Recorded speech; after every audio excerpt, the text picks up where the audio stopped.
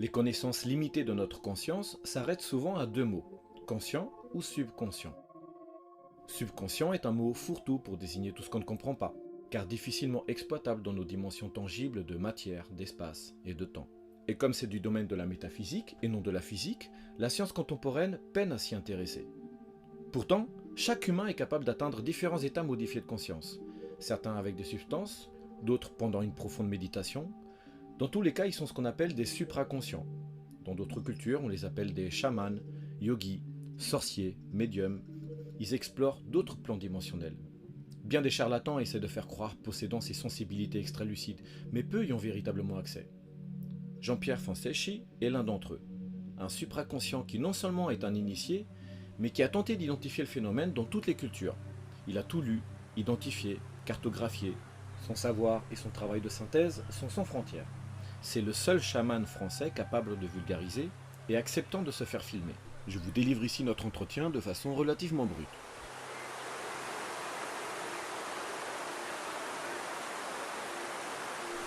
Alors le Padmasana, c'est le lotus, il n'y a rien de plus banal, mais c'est la position standard pour méditer. Parce que si tu t'allonges, tu vas tomber dans l'endormissement. Donc l'art et la manière de faire une vraie séquence supraconsciente, c'est de ne pas s'endormir. Donc c'est ta verticalité, tu te tiens le plus droit possible. Padmasana, les paumes vers le haut. Il y en a qui font des mudras. Moi j'en fais des mudras, je suis pas un spécialiste, mais je suis un amateur de mudras. Donc tu te mets en Padmasana, tu fais tes mudras, et puis tu fermes les yeux, et puis tu respires. Être le plus droit possible, tenir ta verticalité, tenir ton asana, parce qu'on appelle ça un asana, c'est ta position. Décontracter tous les muscles de ton visage, parce que le défaut des méditants débutants, c'est de faire ça, de crisper les paupières, de crisper les zygomatiques, donc on se détend.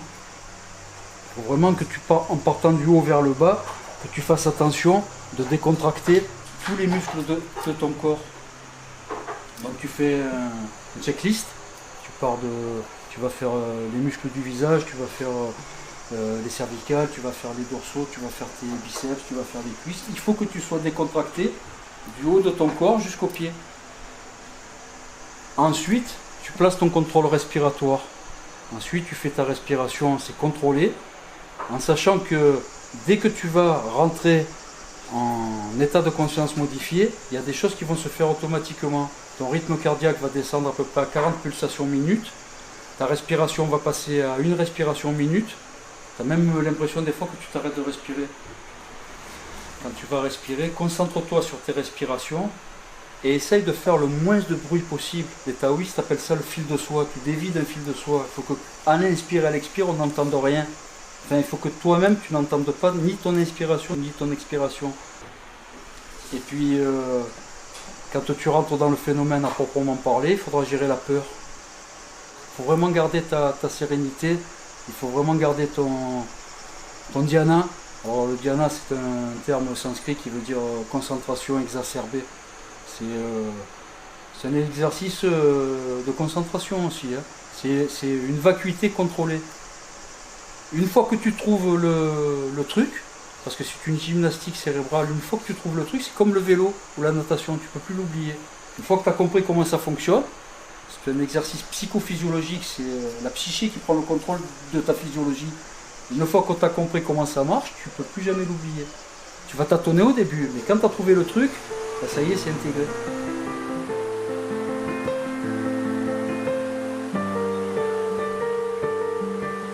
Moi, je suis devenu supraconscient par le yoga. Moi, je sors d'une école de Samkhya Yoga, c'est une branche de yoga Patanjali. Donc, la voie classique, les contractions musculaires, contrôle respiratoire, vacuité cérébrale et domination de la peur. Parce que ce phénomène, ce processus, à certains moments, il fait peur. Il faut gérer la peur. Donc voilà, c'est les 4 dragons qu'il faut chevaucher, c'est la décontraction musculaire, la vacuité cérébrale, le contrôle respiratoire et la peur. Comment on vient à bout de tout ça? En tâtonnant, au fil des années, il y a des techniques qu'on te propose dans le yoga, mais après il faut les affiner, il faut y mettre un peu ta sensibilité, c'est toi qui te fais ta propre recette après, au fil des années. Donc moi on m'a mis les clés en main, c'était ma prof de yoga qui m'a expliqué comment on fait pour acquérir la vacuité cérébrale, comment on place le diaphragme pour le contrôle respiratoire, après respirer. Donc respiration abdominale, respiration inversée, respiration intercostale, respiration claviculaire. Puis après tu joues avec tout ça. Tu te fais ton propre... Certains pour atteindre le samadhi, ça va leur prendre 40-45 minutes, d'autres ça va leur prendre 25 minutes. C'est quoi le samadhi? Samadhi, c'est l'expansion de conscience qui survient quand tu arrives à descendre en phase infrascopique, c'est-à-dire quand tu fais ton enstase mystique. Parce que le but du yoga, c'est l'enstase mystique, c'est le samadhi. D'abord, il faut générer Turiya, le 4e état de conscience, ce que les juifs kabbalistes appellent Tiferet, la sphère de conscience Tiferet, pour aller vers Keter, vers l'enstase mystique, à 1 Hz d'activité neuroélectrique, tout en gardant sa conscience, parce que normalement, à 1 Hz d'activité neuroélectrique, en physiologie, ton corps il est en stade neurovégétatif. Donc la gymnastique mentale du samadhi, c'est de garder ta conscience tout en plongeant vers le stade neurovégétatif. C'est-à-dire que normalement, à 1 Hz, tu dors, tu es en sommeil profond. Et à 0 Hz, t'es mort. À 0 Hz, c'est mort. Mais attention, en état de samadhi, tu peux aller même jusqu'à 0,1 Hz. Tu peux descendre dans les millihertz, même si tu veux. Mais le corps se défend contre la mort. Dès qu'il voit que tu vas trop loin, le corps remonte brusquement ton activité neuroélectrique, ton rythme cardiaque remonte. Parce qu'en état de samadhi, tu passes à 40 pulsations minutes. Donc là, ça remonte à 80. Le rythme respiratoire de une respiration minute repasse en respiration normale. Et ton activité neuroélectrique de 1 Hz, elle repasse à 20, 25 Hz, voire 30 Hz, l'état de veille. Donc, en méditant et en faisant du yoga, on peut arriver à explorer d'autres plans de conscience. Ouais. En fait, alors moi tu verras, je tape un peu dans toutes les doctrines à haute intensité spirituelle. Je vais permuter des fois de la kabbale juive au soufisme, je vais permuter à l'hindouisme, au bouddhisme, au taoïsme, parce que toutes ces doctrines ont analysé le processus de la décorporation mystique. C'est-à-dire toutes les doctrines à haute intensité spirituelle tendent vers l'enstase mystique. C'est le but. C'est le fana chez les soufis, c'est Keter chez les juifs kabbalistes, c'est le samadhi chez les hindouistes. Chez les... On va y aller par étapes, du coup. Parce que j'ai l'impression que tu es en train de répondre à toutes les questions. Ah ouais, je vais trop loin là, direct. Je comprends pourquoi tu fais du one shot. C'est chaud de caler après. Ah bon, ouais, okay. J'en dis trop. Non mais non, c'est bien, c'est pas que t'en dis trop, c'est que après tu développes, c'est bien. Ouais. Sauf que ça va pas trop avec ce que j'avais prévu de faire, mais bon. Non mais si, c'est bien. Non, c'est cool. Parce que le gros défaut que j'ai, c'est que comme j'ai appris la linguistique propre à chaque... par exemple, chez le soufisme, c'est le baraldat, chez les autres, ça va être le brahman. Et des fois, je permute et ça embrouille un peu des fois les interlocuteurs. Il faut connaître le vocabulaire, c'est ça qui est compliqué. C'est-à-dire, j'ai appris toutes les conversions linguistiques en hébreu, en sanskrit, en japonais, etc., en arabe. Et des fois, je permute et les gens, ils perdent le fil des fois. Donc tu te documentes avec tous les bouquins pour essayer de comprendre ce que tu vis.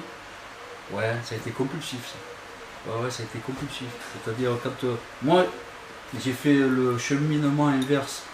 Il y a des gens qui ont connaissance du phénomène, par exemple vers une trentaine d'années, ils tombent sur un livre de taoïsme ou d'hindouisme et ils comprennent qu'il y a un état de conscience à atteindre qui s'appelle l'enstase mystique. Et toute leur vie ils étudient pour déclencher une enstase mystique.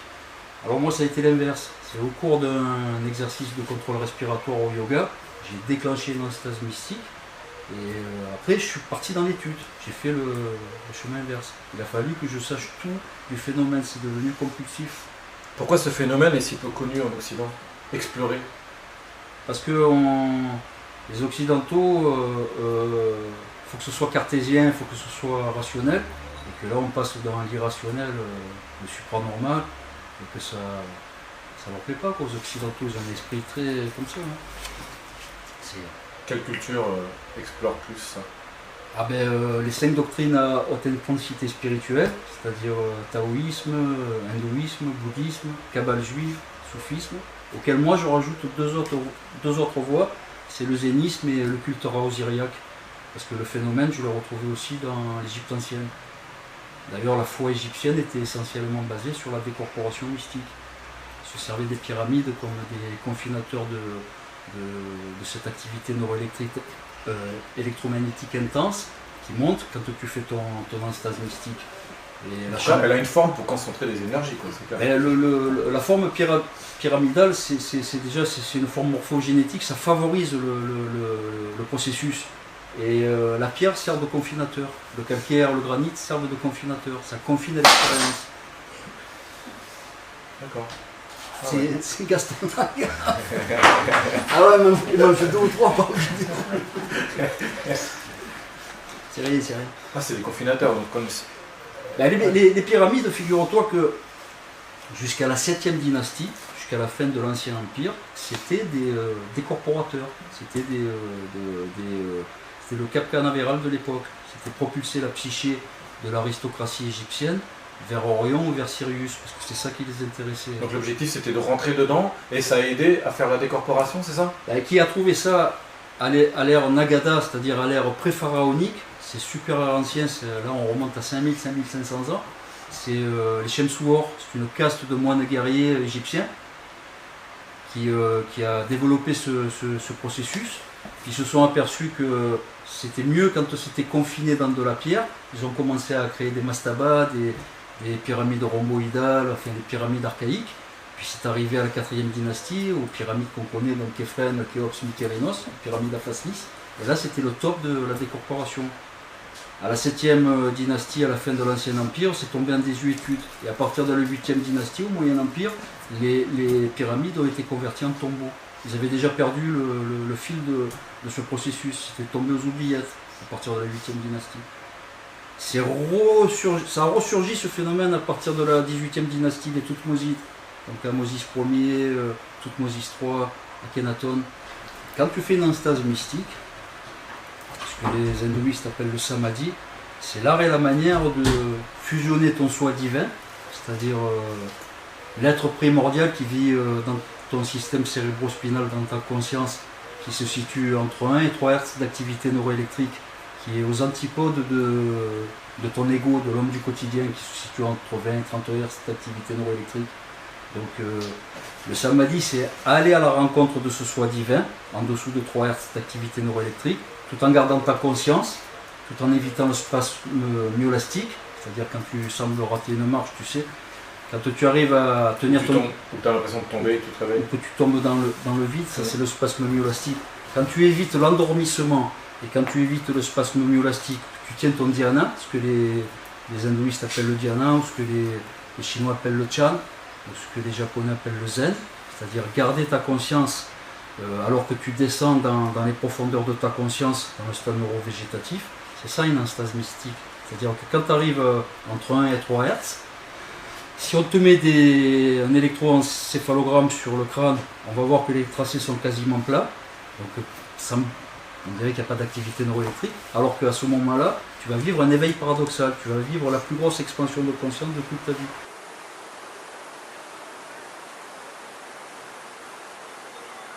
Ah ouais, c'est par tâtonnement, au début ça fait peur. Hein. Tu sais, je te l'ai expliqué, la peur c'est un des 4 facteurs à gérer dans la décorporation. J'ai eu peur comme tout le monde. Même très peur, c'est effrayant des fois. Tout le monde a peur dans cette expérience. Il y a personne. Celui qui te dit qu'il n'a pas eu peur, il te ment. Bien sûr que ça fait peur. L'hypnagogie fait peur, la phase d'accélération luminique dans le canal pranique, ça fait peur. Et l'enstase mystique, alors il y a le cap des 4 Hertz à passer, que les juifs kabbalistes appellent Da'at, qui veut dire à la fois mort et connaissance, c'est-à-dire juste avant de rentrer dans l'univers tachyonique, donc dans l'enstase mystique à proprement parler, à 4 Hertz, ton système cérébrospinal va ressentir le frisson de la mort. Tu penses que tu as atteint le point de non-retour et que tu te réincorporeras jamais. C'est Da'at. C'est le moment du processus de cette expérience qui fait le plus peur.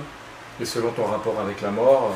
là, moi, la première fois, j'ai cru que ça y est, j'étais mort. J'ai dit, ça y est, je reviens plus dans le corps. Je pensais que j'étais passé de l'autre côté.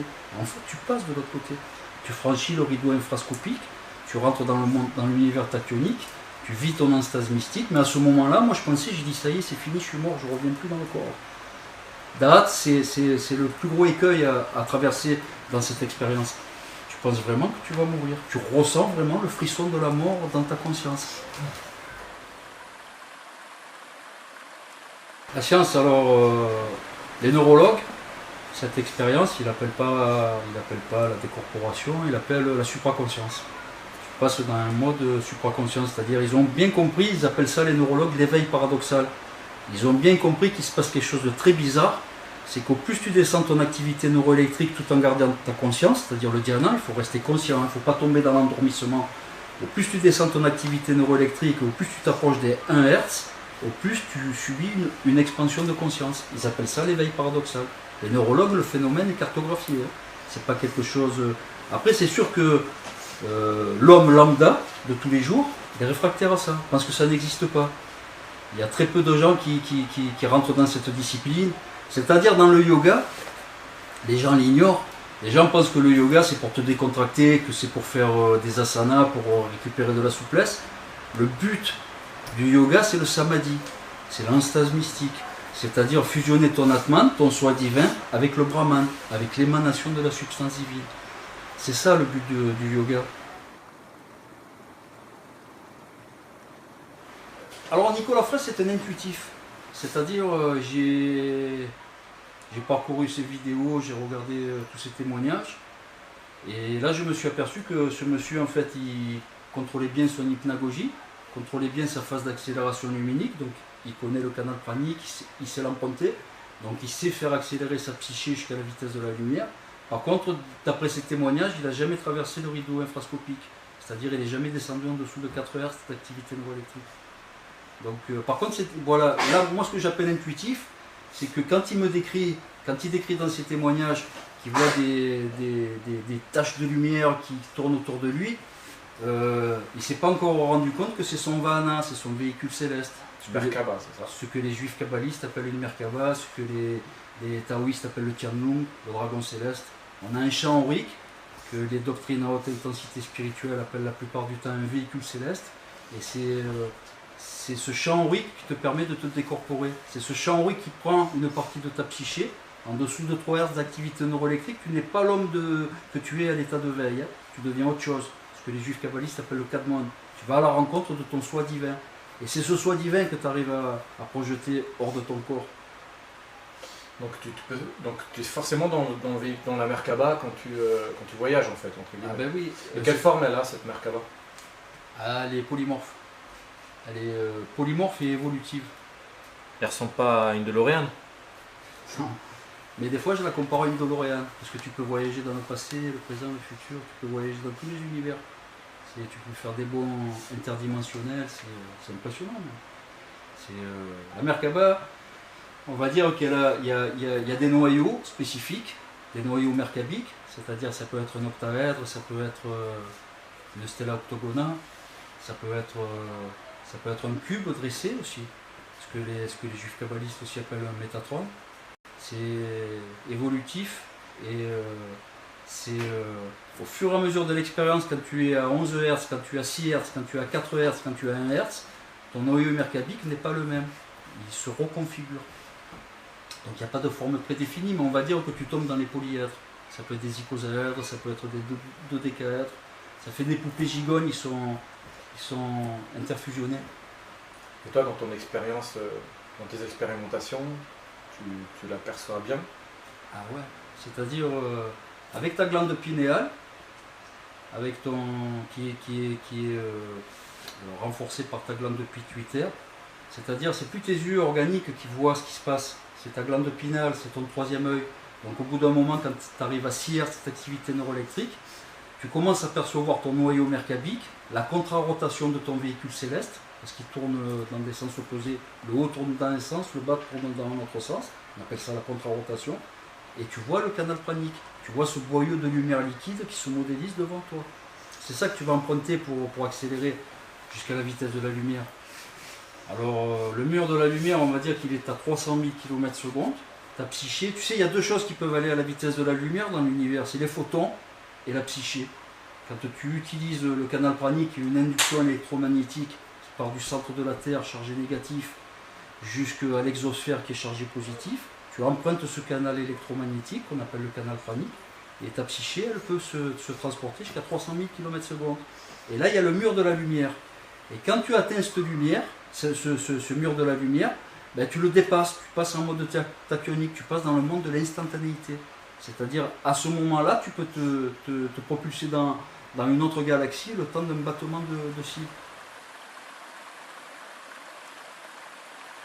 Tous les astrophysiciens qui intègrent le tachyon dans leurs équations, qui est une particule hypothétique qui a la faculté de se déplacer dans les deux sens. C'est-à-dire, pour un tachyon, l'écoulement temporel est bilatéral. Donc tous les scientifiques, donc Andrei Sakharov avec son modèle antéversus, ou Jean-Pierre Petit avec le modèle Janus, parlent de cet écoulement de temps bilatéral. Et moi je le confirme. Quand tu fais samadhi, quand tu fais une enstase mystique, tu t'aperçois que tu peux te balader vers le futur, vers le passé. Tu le ressens vraiment, ce mode tachyonique. Il suffit que tu penses à un endroit, tu te projettes immédiatement. Tu n'as même pas la sensation d'accélérer, c'est instantané. C'est ça le mode tachyonique. C'est l'univers tachyonique, tu l'atteins en dessous de 3 Hz d'activité neuroélectrique quand tu rentres dans l'enstase mystique. C'est le samadhi des hindouistes, c'est le satori des japonais, c'est Keter chez les juifs kabbalistes. C'est-à-dire ce phénomène et ce processus a été cartographié par toutes les doctrines à haute intensité spirituelle. Quand j'ai été confronté à ce phénomène, ma curiosité m'a poussé à aller voir si c'était traité dans des voies ésotériques, et je l'ai retrouvé partout, ce phénomène. Il est disponible dans toutes les voies ésotériques de toutes les religions à haute intensité spirituelle de la planète. Même chez les catholiques? Chez les chrétiens mystiques. Ils connaissent le phénomène, les chrétiens mystiques. Sinon, les catholiques, ils s'arc-boutent avec ça. Hein. Pour eux, la seule personne qui a accès à des facultés comme ça, c'est Christ. Donc Jésus le Nazaréen. Donc, quand tu leur dis, oui, mais moi aussi, je fais des expériences d'enstase mystique, ça leur plaît pas. Ça. Pour eux, tu usurpes les qualités du Christ. L'état christique, ça n'appartient qu'à Jésus de Nazareth.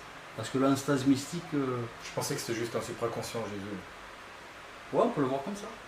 Après, moi, je suis désolé de faire de la peine aux gens. Moi, je n'y crois pas au personnage de Jésus le Nazaréen. Personnage physique, tu parles? Le personnage physique n'existe pas. C'est compulsif. Moi, j'ai des compulsions de lecture. J'ai étudié le processus ésotérique du bassin méditerranéen de 3 siècles avant Jésus-Christ jusqu'à 3 siècles après Jésus-Christ. Donc de Alexandre le Grand jusqu'à Constantin Ier, jusqu'au Byzantin. Et tu vois que Jésus le Nazaréen, c'est le fruit d'un processus ésotérique, processus mystique, qui part de Sérapis, Mithra, Sol Invictus et Machiar Emmanuel. Jésus le Nazaréen était créé par les Byzantins, c'est la fusion de 4 divinités qui l'avaient précédé. Il suffit de se plonger dedans et ça apparaît comme une évidence. Par contre, Christ existe, il a toujours existé. Christ est un état de conscience. Et tu peux aller de ton vivant à la rencontre de cet état de conscience. Voilà. C'est l'Atman, c'est ton soi divin qui vit niché auprès de ta conscience.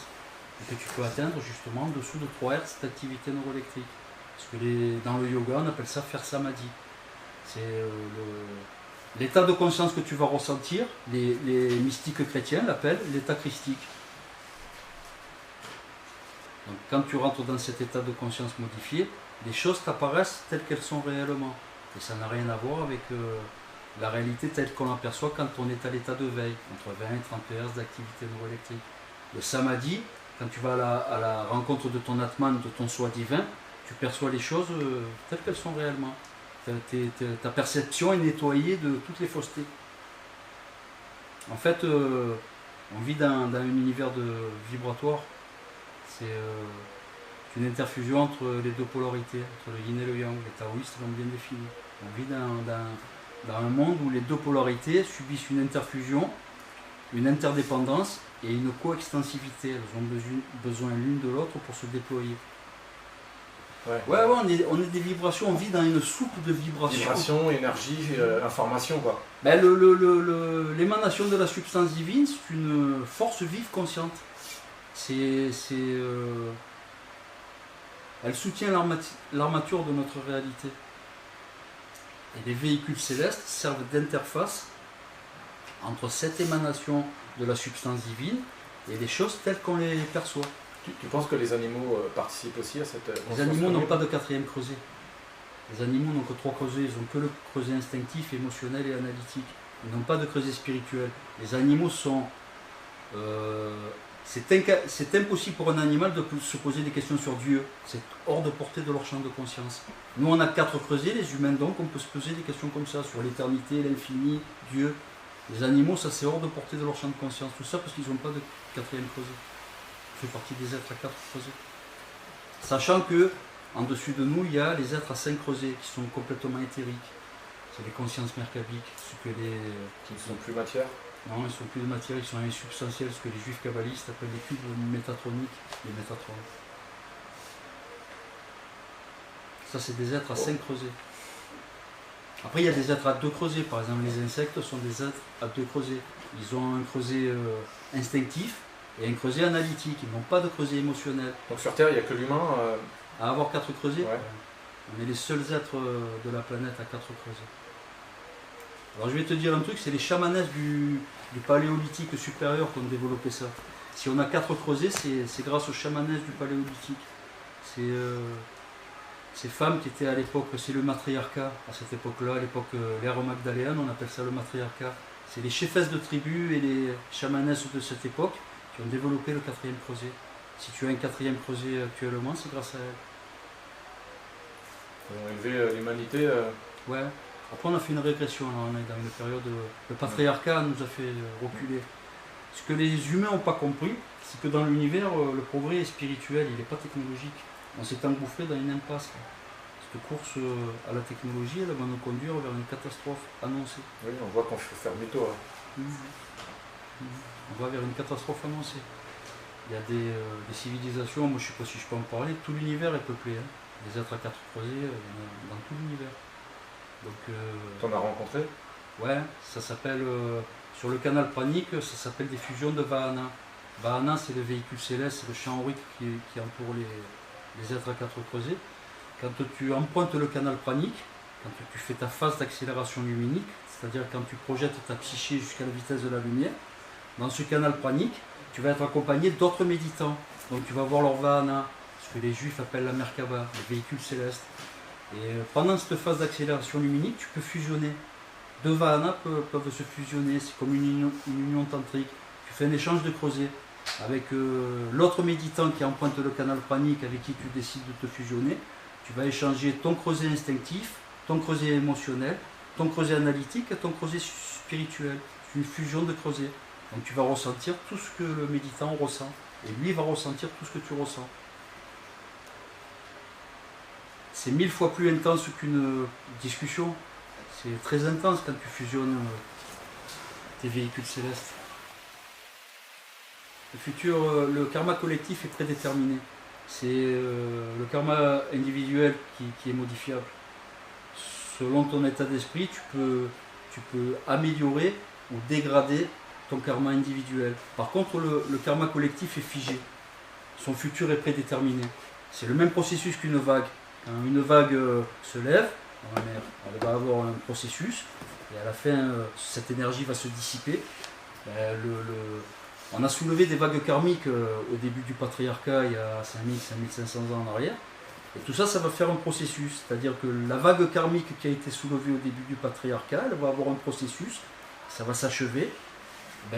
Ça a figé le futur. Le futur est prédéterminé à cause de cette vague karmique. Par contre, les karmas individuels sont modifiables. Il y a un futur prédéterminé ou plusieurs futurs prédéterminés? Non, le karma collectif, il n'y en a qu'un seul. Le futur est prédéterminé. Le karma collectif est figé.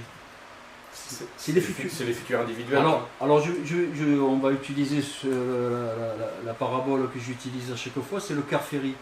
Alors la différence entre le karma collectif et le karma individuel, si tu prends un Carféry, c'est ton karma collectif. Il va partir de Marseille, il va aller à Bastia. La destination est prédéterminée, c'est immuable. Ce Carféry partira de Marseille, il ira à Bastia. Ensuite, toi, dans le bateau, comment tu vas t'accommoder ta traversée? Si tu es sympathique, tu vas te faire des amis. Si tu as un sale caractère, tu vas te faire des ennemis sur le bateau. Ça, c'est ton karma individuel. Alors tu peux t'arranger ton karma individuel, mais quoi qu'il arrive, le bateau partira de Marseille et ira jusqu'à Bastia. Tu es emporté dans le karma collectif. Quand tu fais samadhi, quand tu atteins l'enstase mystique, donc toutes les doctrines à haute intensité spirituelle parlent des siddhis, des facultés supranormales. Tu récupères des facultés supranormales qui dépassent l'entendement, tu passes dans le paranormal, c'est-à-dire projection de conscience, télépathie, psychokinésie. Enfin, tu as tout un tas de siddhis, la liste est disponible sur Google, tu tapes siddhi, ça s'écrit S-I-D-D-H-I, tu tapes siddhi, puis tu as la liste des siddhis, c'est-à-dire connaître l'univers dans son entièreté, te faire tellement petit, ta psyché, la réduire à la taille subatomique, aller visiter les atomes. Les siddhis, il y a toute une liste. Alors, quand tu fais samadhi, ça ne veut pas dire que tu vas développer tous les siddhis.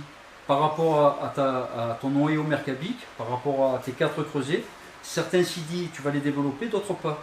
Donc, il y a des supraconscients qui développent certains siddhis, puis il y a d'autres supraconscients qui développent d'autres siddhis. C'est un peu aléatoire, ça. Moi, j'en ai développé certains, mais je ne les ai pas tous développés. Tu veux en parler de ceux que tu as développés? Ouais, c'est classique, hein, c'est projection de conscience, c'est bilocation, c'est télépathie, clairaudience, c'est des siddhis classiques. Hein. Les supraconscients, en principe, il y a toujours 5-6 siddhis qui sont communs, et après chacun va en développer quelques-uns des siddhis secondaires. Enfin, tous les yogis de très haut niveau, tous les taïchigènes de très haut niveau, tous les supraconscients de très haut niveau savent de quoi je parle. Après, ça devient une seconde nature, les siddhis. Mais si tu en parles aux gens, ils ne te croient même pas. Tu sais, les gilets jaunes, moi je l'ai vu 6-7 mois avant. J'ai vu un déferlement massif de gens dans les rues. J'ai vu que les gens... Moi, je visualisais ça comme une insurrection. Je me disais, qu'est-ce qui va se passer là? Et je voyais que c'était juste une question de frigo vide, que les gens n'arrivaient pas à finir les mois. Moi j'en avais parlé à des gens, j'en avais même parlé à Clément, j'en avais parlé à mon entourage, j'avais fait des publications sur Facebook, et bingo, 6-7 mois après, ça démarre. Tu as des pronostics pour le futur? Ouais, bien sûr. Bien sûr, parce que comme je t'ai expliqué, le karma collectif est préétabli, c'est figé, c'est une vague karmique qui a été soulevée. Elle a un processus, elle a un début, un développement et une fin, donc ça c'est immuable. Tu peux nous donner des détails? Ah, ça va péter. Hein. Ouais, ça va aller mal. En fait, l'humanité pense qu'il va nous arriver une catastrophe liée à un événement particulier. Ça peut être le nucléaire ou autre chose, ou une météorite qui nous tombe sur la figure. En fait, ça va être la conjugaison de plusieurs facteurs. Ça va être la technologie mal maîtrisée, le transhumanisme, la cybernétisation de l'homme, les maladies, des guerres civiles. La conjugaison de tous ces facteurs va mener l'humanité vers une catastrophe annoncée d'ici 2 siècles. Tous les supraconscients, c'est consensuel, on a tous vu le même futur. Ça va aller mal d'ici. On a 2 siècles alors. Ouais, à peu près. Ça veut pas dire que ça sera pas la fin de la civilisation humaine. Il va y avoir énormément de morts, mais le noyau d'humains qui restera va démarrer une nouvelle race semi-éthérique. Là, on va vraiment rentrer dans l'ère des humains supraconscients. Quand ça va redémarrer, on va aller vers quelque chose de meilleur. L'humain, la pensée humaine va devenir positive. C'est-à-dire, comme les humains vont développer beaucoup de siddhis, si sur 100 humains, il y a 100 supraconscients, et que ces gens arrivent à pénétrer ton esprit, arrivent à savoir si tu es sain, si tu es positif, s'il y en a un seul de déviant, il sera mis à l'index, il sera banni. Voilà ce qui va se passer, c'est que tout le monde va aller vers le bien, parce que cette interconnexion télépathique va empêcher les déviants, va empêcher les violents, va empêcher tous ceux qui tournent par rond, ils vont être dégagés. Ça va être graduel, en 2 siècles, ça va se détériorer. Et quand ça aura bien pété sur la planète, un noyau de survivants va redémarrer, mais ce seront tous des supraconscients. Donc forcément, ils vont aller que vers le bien. Quand tout le monde est d'accord sur tout, quand tu as une télépathie qui te permet de discerner si le mec en face de toi est sincère ou s'il te ment, Donc forcément, tout le monde va dans la même direction. Enfin, c'est ça qui va arriver. On va repartir vers un âge d'or, du coup. Ouais, le deuxième matriarcat, c'est les femmes qui vont gouverner à ce moment-là encore. On va repartir vers un deuxième matriarcat. Le premier matriarcat, c'était l'ère magdalénienne, au paléolithique supérieur. C'est le premier âge d'or de l'humanité. Et d'ici 2 siècles, on repartira vers un deuxième matriarcat, le deuxième âge d'or de l'humanité. Et ça part toujours en couille. Non, là non. Toutes les civilisations. Non, le matriarcat, on va aller vers que du bon. Tu sais, quand tu sors d'une catastrophe comme il va se passer, là, tu sais ce qu'il faudra plus faire. Les erreurs, on ne les commettra plus. On va l'appeler Dieu, parce qu'on est des Occidentaux. Moi, je vais revenir à les mots qu'on emploie des Occidentaux. On va dire Dieu. Dieu est divisé en 2 principes. Il est à la fois une conscience universelle, le Dharma. Il est à la fois l'émanation d'une substance divine, le Brahman. La conjugaison des deux, Dharma, Brahman, c'est Dieu. C'est-à-dire c'est un esprit universel qui gouverne une émanation de substance divine qui constitue l'armature de notre réalité. Notre base de données, quoi. Voilà. Alors quand tu fais samadhi, tu dilues, tu fusionnes ton atman, tes 4 creusets, donc ton instinctif, ton émotionnel, ton analytique et ton spirituel, tu les fusionnes avec le Brahman, avec l'émanation de la substance divine. Tu ne fais plus qu'un avec l'univers. Alors je vais faire une deuxième parabole, c'est la goutte d'eau. Alors une goutte d'eau, c'est H2O. C'est la molécule d'eau, c'est H2O. Donc si je prends un dé à coudre d'eau en Méditerranée, et que je vais sur la côte atlantique et que je le verse, ma goutte d'eau, elle sera où? Elle sera partout. Parce que H2O va se recombiner avec H2O. Ce dé à coudre d'eau, il ne sera pas spécialement ni en Méditerranée ni dans l'Atlantique, il sera partout et nulle part à la fois. C'est ce qui se passe quand tu dilues ton Atman dans le Brahman. Comme l'Atman et le Brahman sont de même nature, quand tu les fusionnes, tu te retrouves partout et nulle part à la fois, à toutes les époques du passé, du présent et du futur, dans tous les univers. Pourquoi? Parce que l'émanation de la substance divine est actionique. Elle a la possibilité de...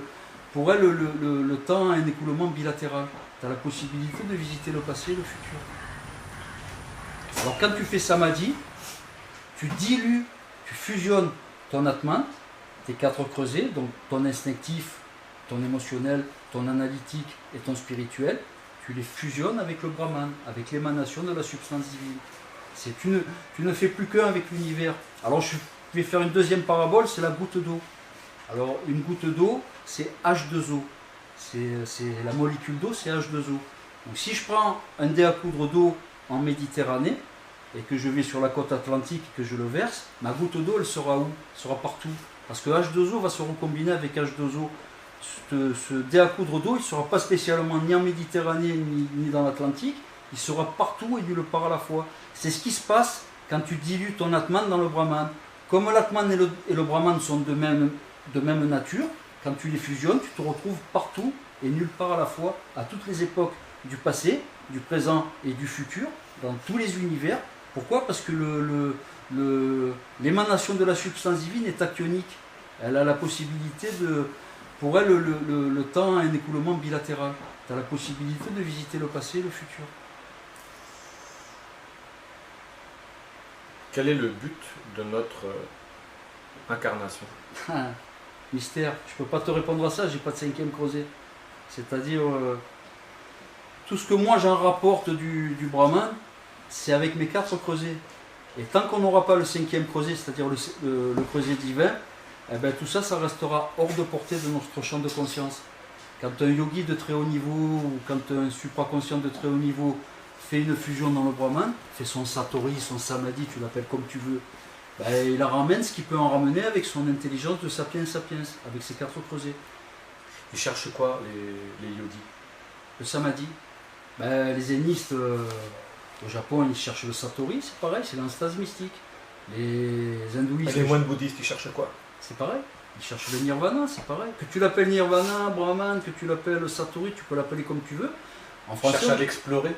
L'instase mystique, c'est-à-dire la fusion de ta conscience dans l'émanation de la substance divine. Quels sont les bénéfices pour l'homme d'atteindre cet état? Ah, c'est du bénéfice à 100%. D'abord, tu purifies ta psyché. C'est-à-dire si tu avais des travers, tu les effaces petit à petit, tu te purifies. Donc forcément ça fait que du bien.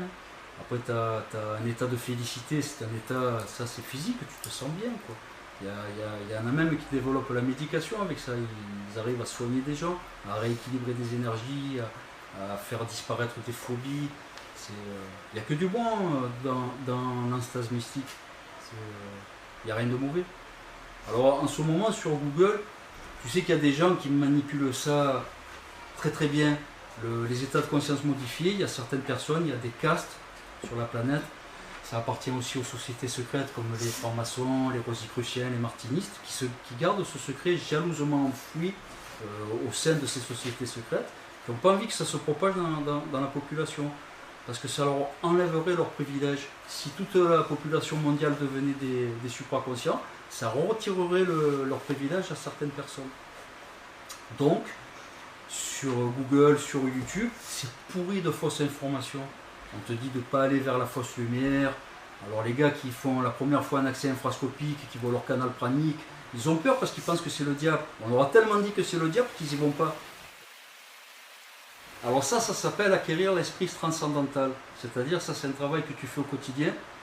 Avant de penser au samadhi, donc avant de penser à fusionner ton soi divin avec l'émanation de la substance divine, il faut acquérir l'esprit transcendantal.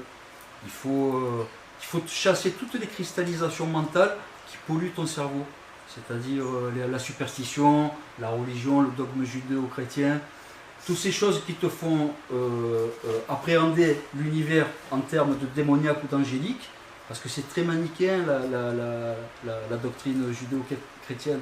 Il faut se débarrasser de tout ça, parce que si tu rentres dans une discipline psychophysiologique comme la supraconscience, tu vas avoir peur tout le long du processus, parce que la moindre énergie subtile, la moindre reconfiguration de ton véhicule céleste, tu vas l'interpréter en termes démoniaques, tu vas avoir des démons de partout. Alors qu'un taoïste est préservé de ça, il va avoir juste des énergies subtiles.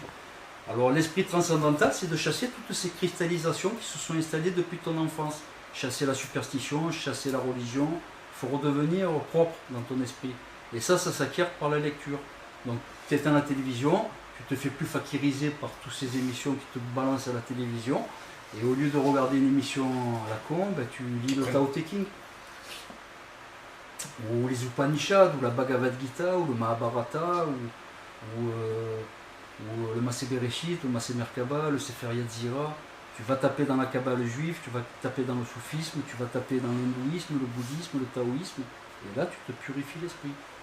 Il y a 5 doctrines à haute intensité spirituelle, je te les redis, c'est taoïsme, hindouisme, bouddhisme, kabbale juive et soufisme, auquel moi je rajoute 2 autres voies, c'est le zénisme et le culte Ra-Osiriaque, qui est éteint, c'était la foi des Égyptiens anciens. Ce sont 7 doctrines qui traitent de la décorporation mystique. Faut encore savoir les lire. Il faut les pénétrer, c'est-à-dire si tu les lis avec une lecture de surface, tu ne vas rien en retirer, et si tu pénètres le texte, que les kabbalistes appellent le sod, le sens caché des Écritures, là tu t'imprègnes vraiment des doctrines, quoi. Ça veut dire ce que ça veut dire, des doctrines à haute intensité spirituelle, ça veut dire ce que ça veut dire. Tu purifies vraiment ta psyché. Donc ceux qui veulent s'y mettre, éteindre la télé, faire méditer. Méditer au moins 1 heure par jour, 1 heure. Alors il y en a qui te disent oh, c'est fastidieux. Non, c'est pas fastidieux, parce que quand tu trouves le truc, c'est un bain de jouvence. Ça devient même quasiment addictif. C'est-à-dire, quand tu as fait une fois dans ta vie une anstase mystique, comme les sensations sont surmultipliées, c'est amour inconditionnel puissance 1 million, sérénité puissance 1 million, c'est-à-dire cet état de grâce, tu as envie de le réitérer, tu as envie de retourner. Donc ça devient quasi addictif, c'est tous les soirs. Alors ça ne veut pas dire que quand je fais 1 heure de méditation, ça ne veut pas dire que je fais samadhi tous les soirs. Des fois ça rate. Des fois pendant ma phase d'accélération luminique, il se passe quelque chose, bon je réincorpore. Je fais ma méditation tous les soirs, mais je ne fais pas samadhi tous les soirs. Je fais samadhi, c'est aléatoire. De temps en temps ça fonctionne. Je traverse le rideau infrascopique et je vais fusionner mon Atman avec le Brahman. C'est le but de tous les yogis. Tous les jours, chaque humain de la planète peut se ménager 1 heure de méditation. Il y a des gens, quand tu leur expliques que tu leur dis, voilà, moi je médite 1 heure tous les soirs, et ils te disent, ah ben parce que tu mènes pas ma vie, moi je suis super occupé. Alors moi je leur réponds, est-ce que tu dors? Tu dors quand même malgré tes activités? Ils te disent oui. Alors tu te lèves à quelle heure le matin? Ils te disent, moi tous les matins 6h30 je suis levé. Donc ça te fait coucher le soir vers 23h. Oui, c'est ça. Eh bien regarde, tu vas grignoter 1 heure. Au lieu d'aller te coucher à 23h, entre 22h et 23h, tu vas éteindre ta télévision, tu vas pas regarder ton film jusqu'au bout, et là tu vas te prendre 1 heure pour méditer. Tout le monde peut se trouver 1 heure par jour. C'est faux ceux qui te disent, moi j'y arriverai pas, j'ai pas 1 heure tous les jours. Et comme je t'ai expliqué, ça devient addictif. C'est-à-dire, quand tu atteins Toria, déjà, cet état de conscience modifié, ça va te faire un bien fou. Et quand tu fais ton premier samadhi, quand tu fais ton premier passage infrascopique, ben là, c'est indescriptible. On appelle ça l'expérience indicible. Tu ramènes quelque chose, parce que du coup, tu as le savoir absolu, j'imagine. Non. On n'a que 4 creusets. Sapiens est pas configuré pour ramener tout ce savoir. On peut rien ramener. Tu peux pas les... C'est parcellaire. C'est-à-dire, ça te grillerait le cerveau. Tu te rends compte que quand tu vas dans le Brahman, tu récupères tout le savoir universel du passé, du présent et du futur. Mais où tu veux stocker ça? Où tu veux stocker ça? Ton cerveau y grille. Une suite de chiffres du loto, ça se stocke facilement, non? Alors on me l'a posé la question des milliards de fois. Je ne sais pas le faire. Une projection contrôlée comme ça pour arriver à un instant T, là où il y a le tirage du loto à la télévision sur un journal, ça je ne sais pas le faire. Il y en a qui savent le faire. Les kabbalistes de très haut niveau savent le faire. Les yogis de très haut niveau.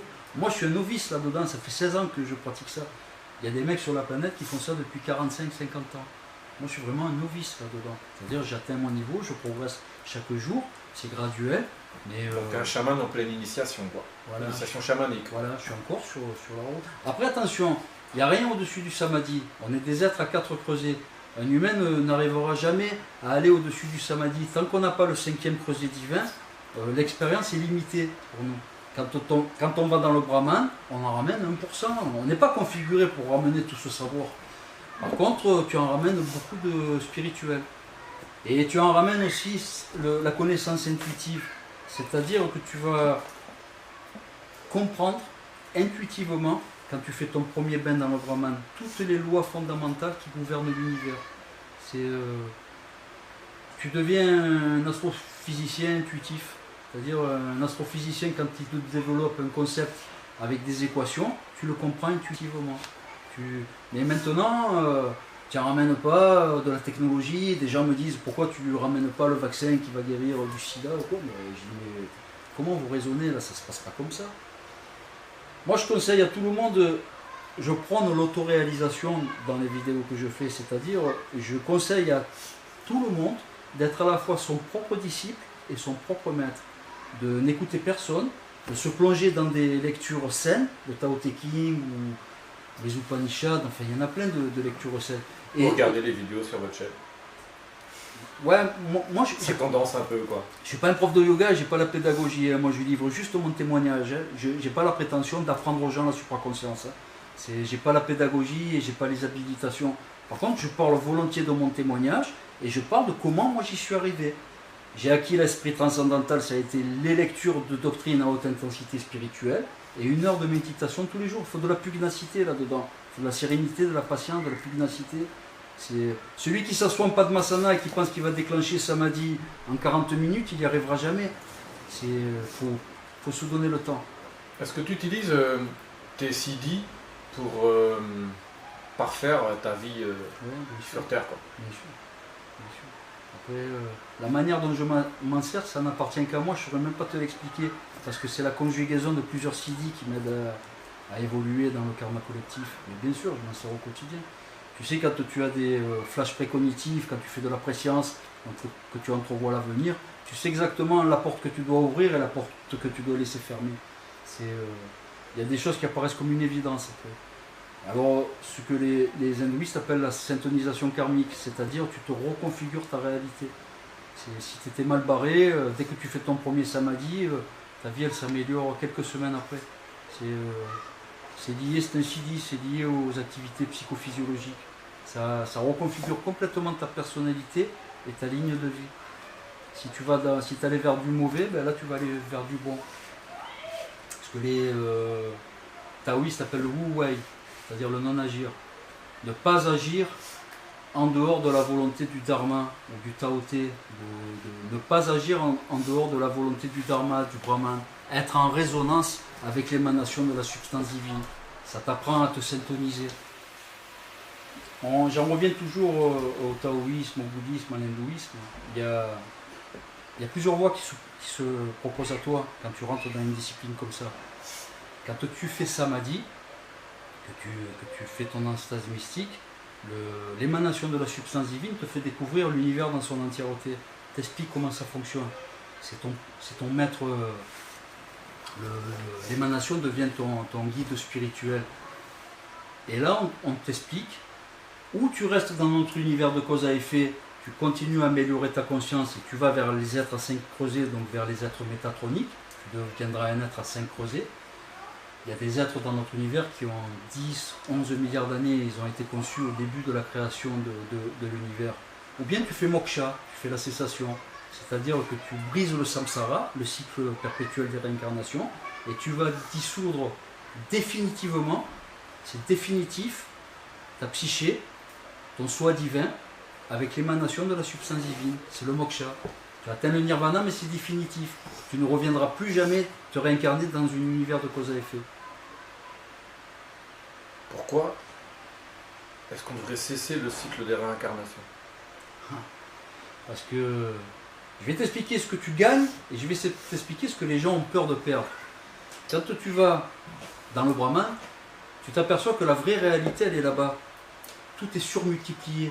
L'amour que tu vas ressentir dans le Brahman est surmultiplié, la sérénité que tu vas ressentir, tu sens que c'est la vraie réalité là-bas.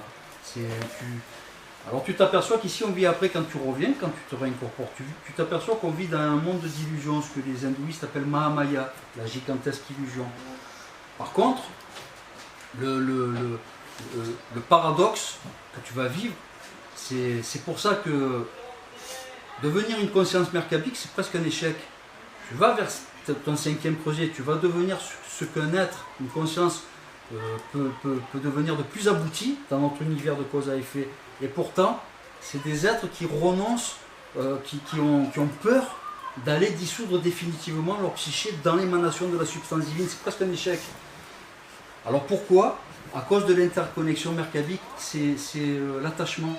L'attachement à d'autres véhicules célestes, l'attachement à d'autres êtres, Tu te dis, arrivé à un moment, tu te dis, si je vais dans le Brahman définitivement, que je fais moksha, je vais couper mes contacts avec mes amis, avec ma famille, parce que comme tu comprends qu'on vit dans un univers de réincarnation, tu sais que tu vas retrouver perpétuellement les gens qui ont composé ta vie, parce que les champs auriques, les véhicules célestes marchent par affinité.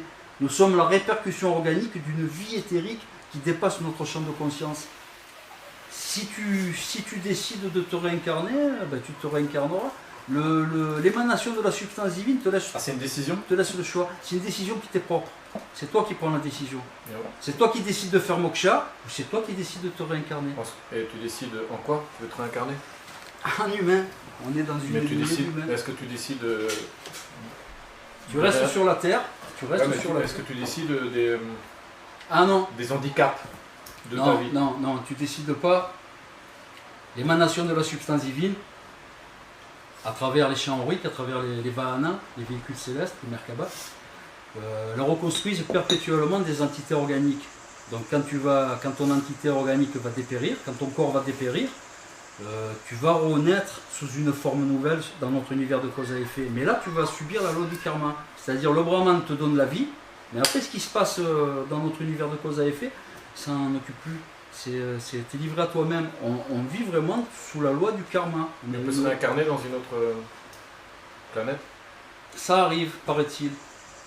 C'est-à-dire dans la Bhagavad Gita, Krishna est censé arriver d'une autre galaxie. C'est un avatar qui vient d'une autre galaxie. Ça arrive. Mais à 99%, les humains se réincarnent sur la planète. Parce que pour rester proche des affinités avec Parce que à cause les autres, tu as tout compris, à cause des interconnexions qu'entre les vahanas, entre les véhicules célestes. Alors, Des fois je permute, je vais te parler, si c'est Tianlong, je te parle avec l'approche zéniste ou taoïste. Si je te dis Merkaba, c'est l'approche kabbalistique. Si je te dis Vahana, c'est l'approche bouddhiste. Chaque civilisation, chaque peuple a donné un nom précis au chant aurique, a donné un nom précis à l'émanation de la substance divine. Qu'est-ce qui t'a poussé à te renseigner sur ce que tu vis pendant tes décorporations? Qu'est-ce qui t'a poussé à autant t'instruire sur les anciennes philosophies, anciennes religions? Pourquoi? L'autisme Asperger. Moi je suis autiste Asperger. Donc c'est une compulsion, c'est quand j'ai été confronté à ce phénomène, il a fallu que je sache tout de A à Z concernant ce processus. Ça me rendait malade de ne pas l'avoir cartographié. Et là maintenant j'arrive à un point où je ne dis pas que je le connais par cœur, ce processus. Mais déjà je sais que je l'ai retrouvé dans toutes les doctrines à haute intensité spirituelle. C'est un phénomène qui a été traité dans toutes les voies religieuses, ésotériques. Donc tu sais quand tu vis une expérience comme ça, que tu ne sais pas quoi tu as à faire. Moi je m'étais inscrit à des cours de yoga pour le bien-être. Je ne savais pas que j'allais être confronté à ça. Quand j'ai fait mon premier samadhi, je me suis dit waouh, qu'est-ce qui s'est passé là? Et ça te donne envie après d'aller, enfin envie, moi je suis Asperger, donc ça m'a donné envie de connaître ce processus de A à Z.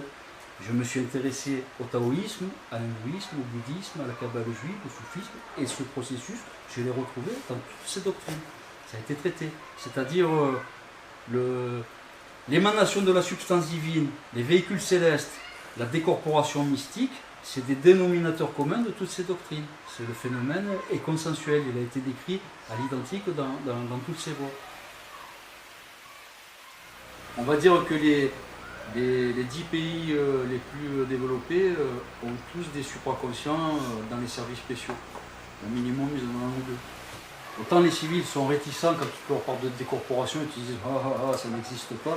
Autant les militaires, ils ont compris depuis une quarantaine d'années que ça existe. Et ils se servent des supraconscients pour aller espionner des sites classés SR5, sécurité renforcée niveau 5. Les sites impénétrables, ils ne sont pas impénétrables pour des supraconscients. Quand tu commences à faire une séquence supraconsciente, que tu entrevois l'avenir et que ça arrive, quelques semaines après ou quelques mois après, le premier surpris c'est toi-même. Tu te dis, qu'est-ce que c'est cette histoire? C'est-à-dire, tu ouvres c'est le lapin blanc, tu tombes dans le trou, c'est Alice au pays des merveilles. Tu rentres dans un monde qui normalement ça ne devrait pas exister. On t'a tellement expliqué qu'on vit dans un monde cartésien rationnel, que là tu sors de ce monde cartésien rationnel. Donc le premier surpris c'est le méditant.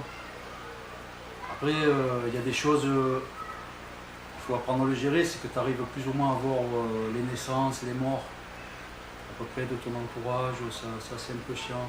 Il y a des choses que tu n'as pas envie de le savoir des fois. Puis c'est plutôt des ressentis, parce que c'est des ressentis, c'est pas visuel quoi. Ah. Quand je peux pas te l'expliquer parce que tant que tu n'auras pas fait un samadhi, je peux pas te l'expliquer, c'est indicible. On va dire que si c'est par immersion.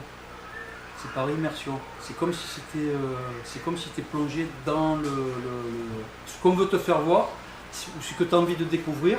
Si tu as une question qui te taraude la tête quand tu fais ton samadhi, ou si tout simplement le brahman a envie de te faire découvrir quelque chose, tu vas le découvrir par immersion. Ce n'est pas des visualisations, tu vas être baigné dans ce que tu es en train c'est-à-dire, si tu as envie de faire un accès furtif dans le futur, tu seras baigné dans le futur. Tu vas avoir une vision à 360 degrés de comment ça se passe. Et en plus, tu vas être chargé d'informations parce que le brahman va te charger d'informations, tu vas comprendre tout ce qui est en train de se passer. Ça donne pas le vertige?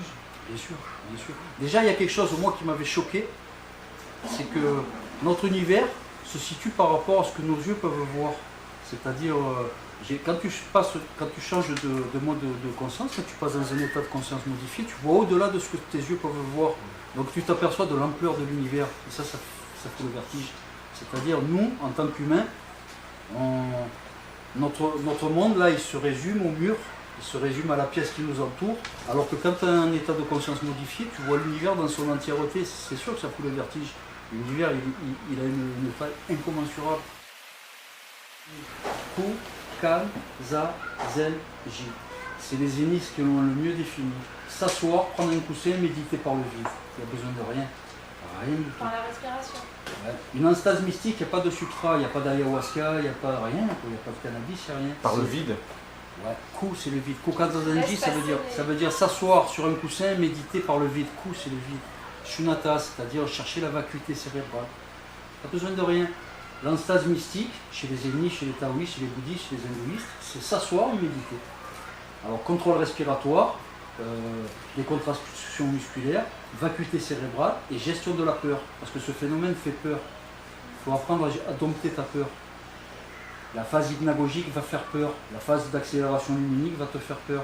L'accès infrascopique va te faire peur.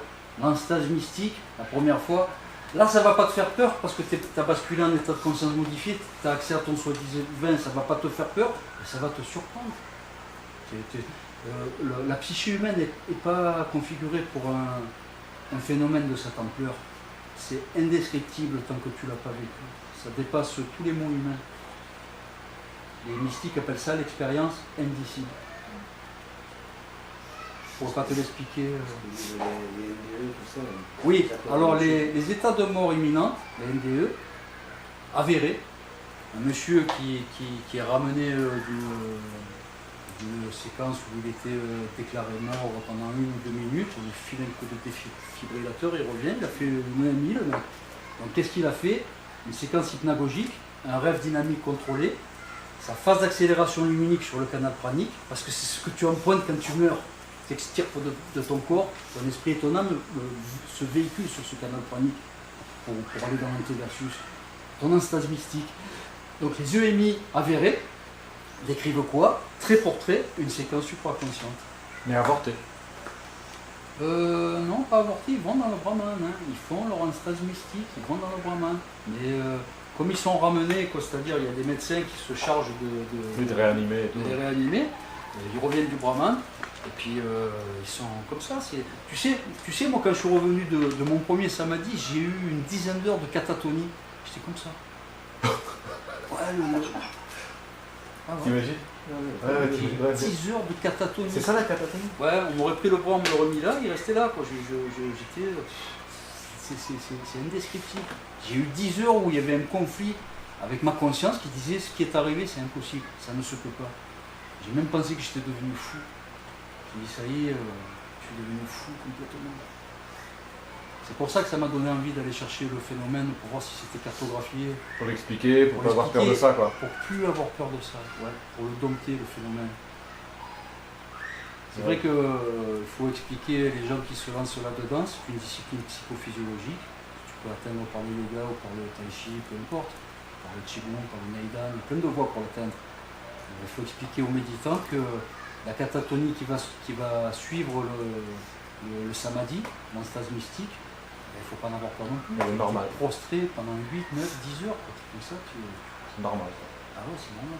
Le samnuis, cette catatonie qui suit le samadhi au fur et à mesure, moi je ne la vis plus maintenant. Je reviens du samadhi, j'ai plus d'état catatonique.